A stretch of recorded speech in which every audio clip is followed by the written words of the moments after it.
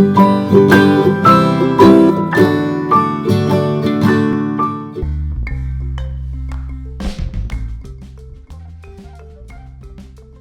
बार एक छोटे से गांव में, जो हरे भरे पहाड़ों से घिरा था, एक दयालु लड़का रहता था।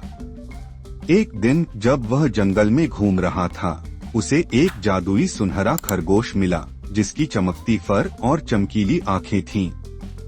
खरगोश का पैर एक कांटे से घायल हो गया था और वह लंगड़ा रहा था। लड़के को दया आई।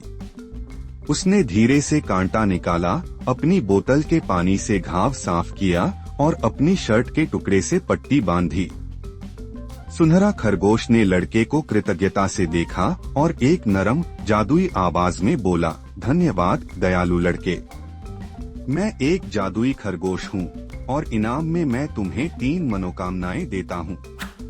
तुम क्या चाहते हो? लड़के की आंखें चमक उठीं, लेकिन उसने सोच विचार किया। वह लालची नहीं था।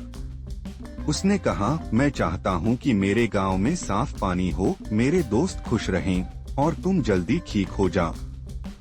खरगोश मुस्कुराया और अपने पंजे को हिलाया। तुरंत गांव के पास एक साफ नदी बहने लगी, जिससे सभी खुश हो गए। लड़के के दोस्त हंसने खेलने लगे और खरगोश का पैर चमक उठा, वह पूरी तरह ठीक हो गया। खरगोश ने कहा, तुम अपनी उम्र से ज्यादा समझदार हो। ज्यादातर लोग सोना या ताकत मांगते हैं, लेकिन तुमने दया चुनी। दिन बीते और लड़का खरगोश से मिलने जाता। वे दोस्त बन गए, नदी के पास कहानियां सुनाते और खेलते। एक दिन तूफान गांव को खतरे में डाल दिया। खरगोश ने कहा, मैं जादू से बचाऊंगा, लेकिन तुम्हारी मदद चाहिए। लड़के ने अपने दोस्तों को बुलाया और सबने मिलकर एक मजबूत आश्रय बनाया। खरगोश के जादू ने उसे और मजबूत किया, गांव बच गया। तूफान के बाद गांव वालों ने लड़के और सुनहरे खरगोश का धन्यवाद किया।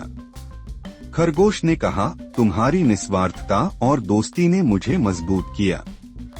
मैं यहीं रहूंगा, जब भी जरूरत होगी मदद करूंगा। लड़के ने खरगोश को गले लगाया, अपनी दोस्ती पर गर्व महसूस करते हुए। फिर से गांव समृद्ध हुआ और लड़के ने सीखा कि दूसरों की मदद से सच्ची खुशी मिलती है, न कि सिर्फ मनोकामनाओं से।